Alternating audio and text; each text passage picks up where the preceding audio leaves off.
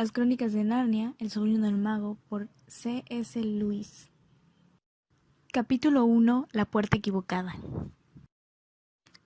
Este es el relato de algo que sucedió hace mucho tiempo, cuando tu abuelo era un niño. Es una historia muy importante porque muestra cómo empezaron todas las idas y venidas entre nuestro mundo y el de Narnia. En aquellos tiempos, Sherlock Holmes vivía aún en la calle Baker y los Bastable buscaban tesoros en Lewisham Road.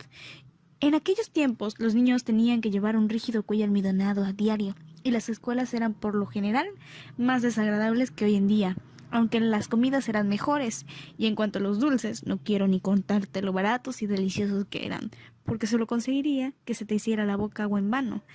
Y en esa época vivía en Londres una niña llamada Polly Plummer. La niña vivía en una de las viviendas que, pegadas unas a otras, formaban una larga hilera. Una mañana, mientras estaba en el jardín trasero de su casa, un niño se encaramó desde el jardín de al lado y sacó la cabeza por encima del muro. Polly se sorprendió mucho porque hasta aquel momento no había habido niños en la casa contigua. Únicamente el señor Ketterly y la señorita Ketterly, que eran hermanos y solteros, algo mayores ya, y vivían allí juntos. Por ese motivo la niña alzó la vista, llena de curiosidad. El rostro del niño desconocido estaba muriendo y no podría haber estado más sucio si el muchacho se hubiera restregado las manos en la tierra. Después se hubiera puesto a llorar y a continuación se hubiera secado el rostro con las manos. A decir verdad, aquello era casi exactamente lo que había ocurrido. «Hola», saludó Polly. «Hola», respondió él. «¿Cómo te llamas?» «Polly», dijo ella. «¿Y tú?» «Diggory». «Vaya, qué nombre más gracioso», comentó Polly. «No es ni la mitad de gracioso que Polly», replicó él. «Sí, sí que lo es», dijo Polly. «No, no lo es», protestó Diggory. «Al menos yo me lavo la cara», dijo Polly, «que es lo que deberías hacer, especialmente después de...» Y allí se detuvo.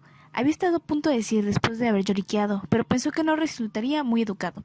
«Pues sí que lo he hecho. ¿Y qué?», repuso Diggory en voz mucho más alta, igual que un niño que se siente tan desgraciado que no le importa quién sepa que ha llorado. «Y también tú llorarías», prosiguió, «si hubieras vivido toda tu vida en el campo y hubieras tenido un pony y un río al fondo del jardín y de repente te hubieran traído a vivir a un agujero repugnante como este». «Londres no es un agujero», replicó Polly muy indignada, pero el niño estaba demasiado exaltado para prestarle atención y siguió hablando. «¿Y si tu padre estuviera en la India y hubieras venido a vivir con una tía y un tío que está loco? Dime tú a quién le gustaría. Y si el motivo fuera que tienen que cuidar de tu madre y tu madre estuviera enferma y se fuera a morir». En aquel momento su rostro se alteró totalmente, como sucede cuando intentas contener las lágrimas. «No lo sabía. Lo siento», se disculpó Polly humildemente. A continuación, puesto que apenas sabía qué decir, y también para desviar los pensamientos de Diggory hacia temas más alegres, preguntó: «¿De verdad está loco el señor Ketterly?» «Bueno, o está loco», dijo Diggory, «o algo raro pasa. Tiene un estudio en el desván y tía Letty dice que no debo subir jamás allí. De entrada, eso ya parece sospechoso, y además hay otra cosa. Siempre que intenta decirme algo a la hora de las comidas, porque jamás habla con mi tía, ella siempre lo hace callar diciendo, no molestes al niño, Andrew, o estoy segura de que Diggory no quiere oír hablar de eso, o también, ¿qué te parece, Diggory? ¿No te gustaría salir a jugar al jardín? ¿Qué clase de cosas intenta decirte? No lo sé, nunca llega a decirme nada.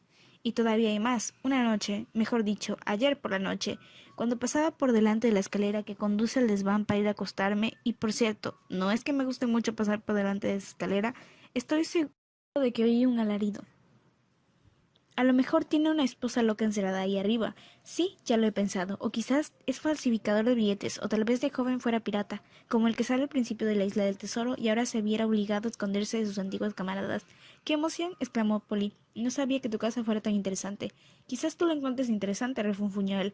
Pero no te gustaría si tuvieras que dormir allí. ¿Qué te parece permanecer despierta en la cama mientras oyes los pasos del tío Andrew avanzando sigilosamente por el pasillo hacia tu habitación y tiene unos ojos horribles? Así fue como Polly y Diggory se conocieron, y puesto que acababan de empezar las vacaciones de verano, y ninguno de ellos se iba a la playa aquel año, se veían casi a diario. Sus aventuras se debieron en gran medida a que fue uno de los veranos más lluviosos y fríos que había habido en muchos años, y eso los obligó a realizar actividades de interior. Se las podría llamar exploraciones caseras. Resulta maravilloso lo mucho que se puede explorar con el cabo de una vela en una casa grande o en una hilera de casas. Hacía tiempo que Polly había descubierto que si se abría cierta partecita del desván de su casa, se encontraba el depósito de agua y un lugar oscuro. Detrás de él, al que se podía acceder trepando con cuidado, el lugar oscuro era como un túnel largo con una pared de ladrillos a un lado y un tejado inclinado al otro, y en el tejado había pequeños retazos de luz entre las tejas de pizarra. Aquel túnel no tenía suelo, había que pisar de viga en viga, y entre ellas no había más que una capa de yeso. Si la pisabas, ésta cedía y te precipitabas a la habitación situada debajo, en el trozo de túnel que había justo al lado del depósito.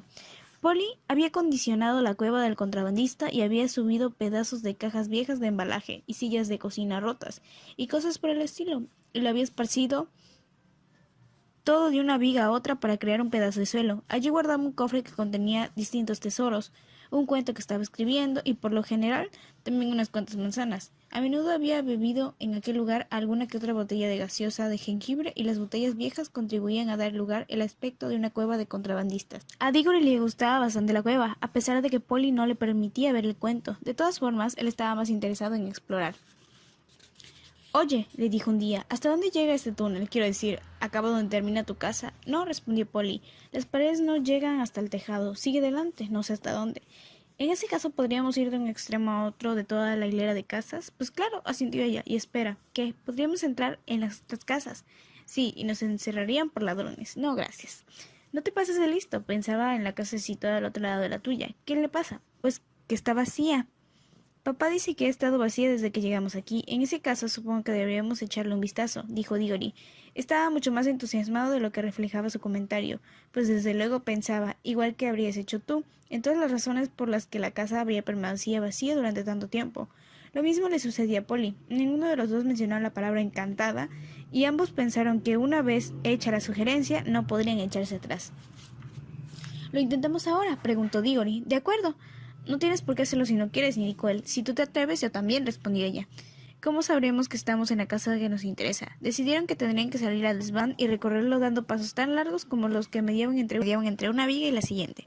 Eso les daría una idea de cuántas vigas tenía una habitación. Luego calcularían unas 4 más para el pasillo entre los dos desvanes de la casa de Polly y a continuación el mismo número que en el desván para la habitación de la criada. La operación les proporcionaría la longitud de la casa. Cuando hubieran recorrido 2 veces aquella distancia, habrían llegado al final de la casa de Diggory. Cualquier puerta que encontraran después de eso los conduciría a un desván de la casa vacía. «Pero no creo que esté vacía del todo», declaró Diggory. «Ah, ¿no? Creo que alguien vive allí en secreto. Alguien que entra y sale solo por la noche, con una linterna sorda. Probablemente descubriremos a una banda de criminales peligrosos. Tendremos una recompensa. No tiene sentido que una casa esté vacía tantos años si no es que oculta algún misterio». «Papá pensaba que la culpa era de los desagües», comentó la niña. «Va, a los adultos siempre se les ocurren explicaciones aburridas», respondió su compañero. Ahora que hablaban a la luz del día en el desván, en lugar de a la luz de la vela en la cueva del contrabandista, parecía mucho menos probable que la casa vacía estuviera encantada. Una vez hubieran medido el desván, tuvieron que conseguir un lápiz y efectuar una suma.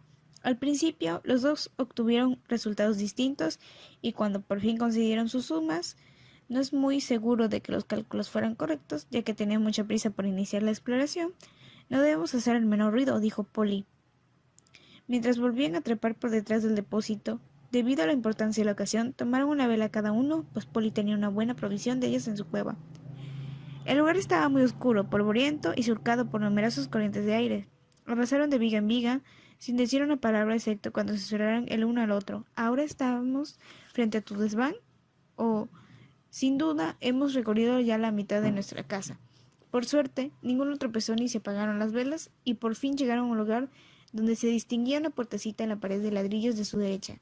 Desde luego, no había ni cerrojo ni picaporte en aquel lado, pues la puerta había sido construida para entrar en el túnel, no para salir, pero había un pestillo como los que suele haber en la parte interior de las puertas de las alacenas, que estaban convencidos de poder abrir. «¿Lo hago?», preguntó Diggory. «Si tú te atreves, yo también», contestó Polly, tal como he dicho antes. Los dos se daban cuenta de que aquello iba cada vez más en serio, pero ninguno estaba dispuesto a retroceder. Diggory descorrió el pestillo con cierta dificultad. La puerta se abrió de par en par y la repentina luz del día los hizo parpadear. Entonces, con un gran sobresalto, descubrieron que contemplaban no un desván desierto, sino una habitación amueblada, aunque era muy espaciosa, y en ella reinaba un silencio sepulcral. A Polly la pudo la curiosidad, y apagando de un soplo su vela, entró en una extraña estancia tan sigilosa como un ratón.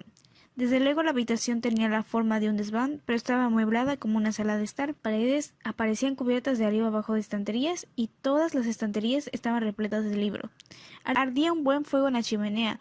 No hay que olvidar que aquel año el verano fue muy frío y lluvioso, y frente al hogar, de espaldas a ellos, había un sillón de respaldo alto. Entre el sillón y Polly, y ocupando casi toda la parte central de la habitación, había una mesa enorme llena de toda clase de cosas: libros, cuadernos en blanco, frascos de tintas, plumas, lágrimas, opio. Sin embargo, en lo que la niña se fijó primero fue en una bandeja de madera de un rojo brillante que contenía unos anillos. Estaban dispuestos de dos en dos, uno amarillo y uno verde, después un espacio, y luego otro amarillo junto a otro verde. No eran mayores que cualquier anillo corriente, pero resplandecían de tal modo que era imposible no verlos. Eran los objetos más hermosos y brillantes que uno pueda imaginar, y si Polly hubiera sido algo más pequeña, sin duda habría corrido a meterse uno en la boca. La habitación estaba tan silenciosa que advirtieron inmediatamente el tic-tac del reloj, y no obstante, tal como descubrió entonces Polly, tampoco permanecía en un silencio absoluto. Se oyó un muy débil zumbido, y si las aspiradoras ya se hubieran inventado por aquel entonces, Polly habría pensado que se trataba del sonido de uno de estos aspirando a mucha distancia. Varias habitaciones más allá y unos cuantos pisos más abajo, no obstante, era un sonido más agradable, mucho más musical, aunque tan débil que apenas se oía. «¿Todo bien? Aquí no hay nadie», dijo Polly a su compañero, volviendo la cabeza por encima del hombro. Su voz sonó poco más alto que un susurro, y tras ella salió Diggory, parpadeando y con un aspecto sumamente sucio, igual que el de Polly. «Esto no vale», declaró. «La casa no está vacía. Será mejor que pongamos pies en polvorosa antes de que venga alguien». «¿Qué crees que son?», inquirió Polly, señalando los anillos de colores. «Está bien, vamos», dijo Diggory, cuanto antes. No llegó a terminar lo que iba a decir, pues en aquel momento sucedió algo. El sillón de respaldo alto, colocado ante el fuego, se movió de repente, y de él se alzó, igual que un demonio de pantomima, saliendo por una trampilla, la alarmante figura del tío Andrew. No se encontraban en la casa desierta, estaban en la casa de Diggory y en el estudio prohibido. Los dos niños lanzaron un «oh» y comprendieron su terrible error. También se dieron cuenta de que debían haber sabido desde el principio que no habían andado lo suficiente. El tío Andrew era alto y muy delgado, tenía un rostro lampiño con una nariz puntiaguda y ojos sumamente brillantes y una enmarañada mata de pelo de color gris. Diggory se quedó sin habla, pues su tío le parecía 1000 veces más inquietante de lo que antes había creído.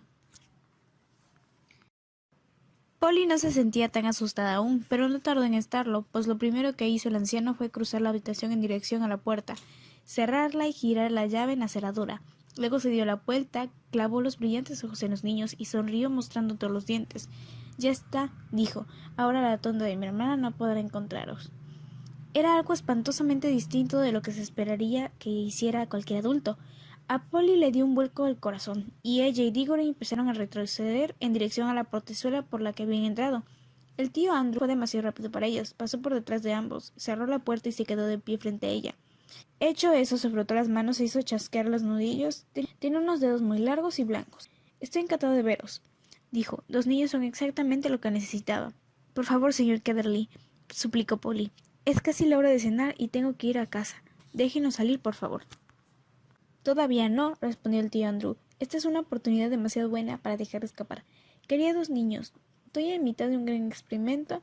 Lo he probado con un conejillo de indias y pareció funcionar, aunque claro está, un conejillo de indias no puede contarte nada, y uno no puede explicarle cómo regresar». «Mira, tío Andrew», intervino Diggory, «realmente es hora de cenar y nos estarán buscando dentro de un instante. ¿Tienes que dejarnos salir?» «¿Ah, sí?», preguntó el tío Andrew. Diggory y Polly intercambiaron una mirada. No se atrevieron a decir nada, pero sus miradas significaban: «Esto es horrible y tenemos que seguirle la corriente». Si deja que nos marchemos a cenar ahora», dijo Polly, «podríamos regresar dentro de un rato». «Ya, pero ¿cómo sé que vais a volver?», inquirió el tío Andrew con una astuta sonrisa, y en continuación pareció cambiar de idea. Bueno, si realmente tenéis que marcharos, supongo que debéis hacerlo. No puedo esperar a que dos jovencitos como vosotros se encuentren muy divertido conversar con un vejestorio como yo. Suspiró y siguió diciendo: «No tenéis ni idea de lo solo que me siento a veces, pero no importa. Id a cenar, aunque debo daros un regalo antes de que os marchéis. No todos los días entra una jovencita en mi deprimente y destartalado estudio, en especial, si me permite decirlo, una joven dama tan atractiva como tú». Polly, a pensar que después de todo el anciano no estaba tan loco. «¿Te gustan los anillos, bonita? ¿Quieres uno?», preguntó el tío Andrew Polly. ¿Se refiere usted a uno de esos amarillos y verdes?, preguntó ella. Son preciosos. Los verdes no, advirtió tío Andrew. Me temo que no puedo regalarlos de color verde. Sin embargo, me encantaría darte uno de los amarillos. Con todo mi cariño, ven y pruébate uno.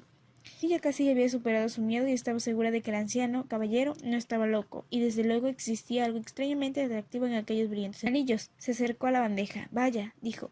Aquí se oye más el zumbido, es casi como si lo produjeran los anillos. Qué idea tan ridícula, chiquilla, respondió tío Andrew con una carcajada.